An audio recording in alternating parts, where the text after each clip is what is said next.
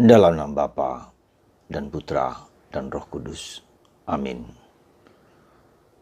Allah Bapa di surga, kami Kau utus sebagai rasul, sebagai utusanmu, saksimu di dunia, di tempat kami berada.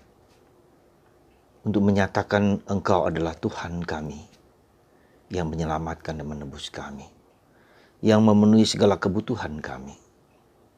Berikan kami kekuatan, keberanian untuk menyatakan itu kepada orang-orang di sekitar kami. Terpujilah namamu kini dan sepanjang segala masa. Amin. Para saudaraku yang terkasih dalam Kristus, pada hari Minggu biasa ke-12 ini, kita diajak untuk merenungkan apa yang dinyatakan Yesus kepada kita untuk tidak takut. Sekali lagi, fear not, fearless dalam mewartakan Kristus dimanapun kita berada. Dalam Injil Matius bab 10 itu ada 3 bagian penting. Pertama adalah Yesus mengundang para rasul untuk pergi diutus. Ya. Pergi untuk mewartakan kabar gembira dan mewartakan Kristus. Matius bab 10 ayat 1 sampai 15. Bagian kedua, Yesus mengingatkan bahwa kalau kamu pergi diutus, maka akan ada ancaman, penganiayaan, penindasan, penjara. Akan ada sesuatu yang membuat bahkan nyawa kita pun. Itu dalam Matius bab 10 ayat 16 sampai 25. Bagian ketiga yang menjadi bahan kita dalam minggu ini adalah jangan takut. 3 kali Yesus mengatakan itu jangan takut. Berarti kalau 3 kali Yesus menyatakan dengan sungguh-sungguh supaya kita tidak takut, tetapi memiliki keberanian dalam menghadapi segala tantangan, segala ancaman, penganiayaan, penjara sekalipun. Nah, mengapa demikian? Yesus memberikan beberapa alasan penting. Pertama, bahwa kerajaan Allah, artinya apa? Allah meraja, itu sudah datang dalam diri, kesaksian, dan hidup Yesus sendiri. Yesus merepresentasikan sebagai Allah yang berkuasa atas segala sesuatu. Ya, jadi jangan takut. Yesus adalah kerajaan Allah yang konkret yang sekarang ini ada, yang selalu mendampingi kita. Tidak hanya dulu, sekarang, dan akan datang. Ya, tetap dia mendampingi kita. Kedua, jangan takut karena apa? Karena orang hanya dapat membunuh tubuh raga kita. Tak pernah bisa membunuh, menghancurkan jiwa, roh kita. Maka Yesus mengatakan takutlah akan seseorang, akan Allah yang tidak hanya membunuh tubuh, tetapi jiwa. Jadi takut jangan sampai Tuhan yang bisa menghancurkan aspek raga dan jiwa kita. Yang ketiga, Yesus mengatakan bahwa seandainya kita juga mati, dan itu dilakukan oleh Yesus, Yesus pun mati secara ragawi, secara manusiawi, tetapi jiwanya diangkat, ya, diangkat dengan kepenuhan, keabadian. Jadi kalau seandainya pun tubuh raga kita hancur, lebur, dibunuh, kita tidak perlu takut karena jiwa kita diangkat ke surga seperti yang dilakukan, yang terjadi pada Yesus. Jadi nggak perlu takut. Dan itu kita lihat dalam martir, para kudus, para rasul yang hampir semua dibunuh, disiksa, ya, kecuali Yohanes. Keempat, Yesus mengatakan pada hari terakhir Tuhan Yesus akan membela kita. Artinya Tuhan Yesus akan membela orang-orang yang setia kepada Dia. Keempat hal inilah yang membuat kita harus berani tidak takut sama sekali dalam kehidupan kita merasul. Sebagai orang Kristen, sebagai orang Katolik, dimanapun. Pertanyaannya adalah, apakah kita takut atau tidak? Apakah kita berani mengungkapkan siapa aku? Diriku sendirilah sebagai orang Katolik. Apakah demikian? Atau beranikah aku mengatakan bahwa Yesus adalah Tuhanku? Di mana mayoritas agama di sini tidak mengakui. Beranikah saya mengatakan itu? Jadi bukan hanya saya berani atau takut, tapi beranikah saya menyatakan bahwa yang saya imani itu adalah Yesus yang adalah Tuhan. Bukan hanya Yesus sebagai manusia, tapi sebagai Tuhan yang menyelamatkan, yang memberikan apa yang tadi saya katakan. Janji yang Tuhan berikan itu. Nah, saudaraku yang terkasih, saya memberikan dua contoh. Contoh pertama adalah orang yang berani, orang yang memberikan hidupnya untuk Yesus. Joyce Lin, seorang pilot umur 41 tahun dari Amerika keturunan Tionghoa. Menjadi pilot di Papua. Karena setelah dia lulus dari Massachusetts Institute Teknologi dan ahli komputer, ada gerakan batinnya untuk mengabdikan apa yang dia miliki. Dan dia belajar Master Divinity. Setelah itu dia merasa dan menemukan dan dia punya tiket, artinya brevet, SIM untuk pesawat terbang pilot. Maka dia pergi ke Papua. Melayani, membawa barang-barang dari satu tempat ke tempat lain, ya, the Mission Aviation Institute atau Foundation, ya, dengan katakanlah sukarelawan, dengan gaji yang apa adanya lah. Dia melayani daerah itu, dan kemarin ketika membawa peralatan COVID, dia jatuh di Danau Sentani dan meninggal. Orang-orang mencintai dia, orang-orang mengasihi dia. Dan saya yakin darahnya, pengorbanannya di Sentani pasti bermanfaat bagi orang-orang di sana. Ketika darah martir dikorbankan di sana, maka akan menjadi sesuatu kekuatan daya yang tak terkalahkan oleh apapun. Itu Joyce Lin. Ada pasangan suami istri yang kira-kira berapa tahun yang lalu saya baca pengalaman dia, sharing dia ketika orang Amerika juga. Lulusan Berkeley, dua-duanya suami istri. Kemudian setelah bekerja, mereka merasa hidupnya tidak bermakna, lalu dia mencoba mencari karya di mana.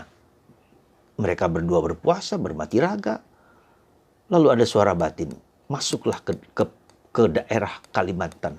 Saya lupa persis namanya, tapi saya baca buku itu. Selama 20 tahun dia berada di suku yang tak pernah dikunjungi oleh orang Kristen, oleh siapapun di Kalimantan. Banyak sekali pergulatan, banyak sekali kesulitan bahasa lokal dan seterusnya, sampai kemudian pengalaman iman, pengalaman rohani dengan tahayul, dengan ilmu-ilmu dan seterusnya, sampai dia menceritakan semua pengalaman itu dalam bukunya, kalau nggak salah The Fire of Bailey, kalau nggak salah, saya lupa persis judulnya. Setelah 20 tahun dan dia menemukan tokoh yang bagi kita orang Karmelit sangat dihormati, Nabi Elia, fire from the heaven, api dari surga yang menerima korban Elia. Dan dia mengalami itu, api Allah yang menghancurkan kekuasaan, kegelapan, dan seterusnya. Orang-orang yang seperti ini, yang mengorbankan hidupnya, keberanian untuk pergi, untuk merasul, untuk bermisi, dan seterusnya. Dan itulah, jiwa seperti itu ada di dalam gereja-gereja awal, atau gereja sampai sekarang pun. Satu contoh lagi, saudaraku, kalau Anda buka YouTube, di daerah-daerah, di suku-suku tertentu yang beragama mayoritas, mulai muncul orang-orang yang dipanggil Tuhan, yang didatangi oleh Tuhan, yang mendapatkan penglihatan dari Tuhan, yang mendapatkan penyembuhan dari Tuhan, Yesus. Dan mereka mengakui Yesus adalah Tuhan, bukan seperti yang sesuai dengan kitab mereka. Yesus adalah Tuhan, sungguh-sungguh datang pada mereka. Dan akhir ini, beberapa ini kita lihat ada seorang ibu yang sungguh-sungguh bertemu dengan Yesus. Dan anaknya diambil oleh pihak dari suku tertentu yang cukup fanatik. Dia menderita, dia menangis, bahwa pindah pengenalan dia akan Yesus sang juru selamat, membuat dia harus menderita banyak. Ada seorang padang juga yang berani mati ketika bertemu Yesus. Dia disembuhkan dari penyakit yang tak mungkin disembuhkan dan bertemu dengan Yesus sendiri. Dan beberapa contoh lain kita melihat ternyata Tuhan bekerja. Ketika manusia tidak mampu, Tuhan sendiri yang intervensi, ya, memberikan keberanian dan mengatakan di dalam Yesus aku mendapatkan kedamaian. Aku mendapatkan kedamaian, kebahagiaan yang tak dapat diberikan oleh dunia. Dan mereka mengatakan kami tidak takut mati. Maka ketika ada seorang yang suruh pulang ke daerah asalnya, dia akan dibunuh oleh saudaranya. Tidak takut. Karena dia mau bertemu dengan ibunya dan tidak diperlakukan. Tuhan memberikan penyelesaian atas apa yang dia lakukan. Dan beberapa contoh lain kalau Anda buka dalam YouTube. Luar biasa. Saya merasa dan melihat bahwa Tuhan sudah mulai bekerja. Ya, Roh Kudus bekerja. Ya, bukan hanya di gereja. Bekerja dengan caranya sendiri. Ya, mendatangi, menobatkan orang-orang yang tidak mungkin kita tobatkan. Katakanlah, mungkinkah orang Madura ya, menjadi Kristen? Agak sulit. Demikian juga orang Aceh, orang Padang. Karena agama dan kebudayaan satu. Itu di Indonesia. Di luar negeri juga. Di Iran, di Arab Saudi, di Pakistan, di Mesir. Begitu banyak orang yang mulai mengenal Yesus sebagai Tuhan. Dan orang-orang Yahudi sendiri, bahkan orang Yahudi, agama Yahudi mulai mengenal Yesus adalah Yosua. Nah, saudaraku yang terkasih, ada seorang yang memberikan kesaksian di Irak waktu itu, zaman dulu. Dia adalah anggota tentara rahasia yang membunuh orang dengan kejam dan segala macam. Abangnya seorang jenderal. Selama 7 tahun dimimpikan dia oleh Yesus. Terus datang 7 tahun. Ketika dia ada kesempatan keluar dari Irak, dia menganut Yesus Kristus. Menerima Yesus Kristus. Dan dia mengatakan, saya akan kembali ke Irak meski saya dibunuh sekalipun. Persis seperti Injil hari ini. Jangan takut. Saudara, saya bercerita begini, di mana sebetulnya kunci, di mana sebetulnya akar ketika orang berani mewartakan Kristus, bukan hanya mewartakan gereja, mewartakan Kristus. Ya, mungkin 2 hal yang harus kita bedakan tanpa mengurangi satu sama lain. Mewartakan Kristus yang adalah Tuhan. Ya, itu yang harus kita pegang. Dari mana sumbernya? Menurut saya adalah tugas perutusan itu. Ketika seseorang dipanggil dan bertemu dengan Yesus, maka dia akan berubah. Berani mati untuk Yesus. Maka mari saudaraku, Anda dan saya, punyakah cinta yang sebesar itu seperti para rasul? Mungkin iya, mungkin tidak. Mari kita introspeksi masing-masing. Untuk mengakhiri renungan ini, saya ingat akan apa yang dikatakan Yesus kepada Petrus. Pertanyaan, apakah engkau mencintai aku, Petrus? Coba kata yang dipakai oleh Yesus adalah agape. Agape itu adalah cinta total, cinta seluruh dirinya, bukan hanya kepala. Tapi jawaban Petrus adalah, jawaban yang pertama dan kedua adalah apa? Philein. Ya, cinta yang jenis kedua sebagai saudara, sebagai sahabat. Barulah ketiga kalinya ketika Yesus mengatakan, apakah engkau mencintai aku dengan kata agape, total. Petrus mengatakan, Tuhan, engkau tahu segala-galanya. Aku mencintaimu. Disitulah Petrus menggunakan kata agape. Cinta yang total kepada guru. Dan kita tahu akhir hidup Petrus. Ya, bukan hanya dia disalib terbalik, tetapi dia digeret dengan kereta sebelum dia disalib dengan terbalik, kepala di bawah. Saudara, kita orang Katolik, Anda dan saya, punyakah pengalaman iman, pengalaman rohani secara pribadi dengan Yesus? Bila itu terjadi, saya yakin akan ada kerasulan yang bukan fanatik, tapi yang radikal, yang berani, yang tidak takut meski nyawa sekalipun.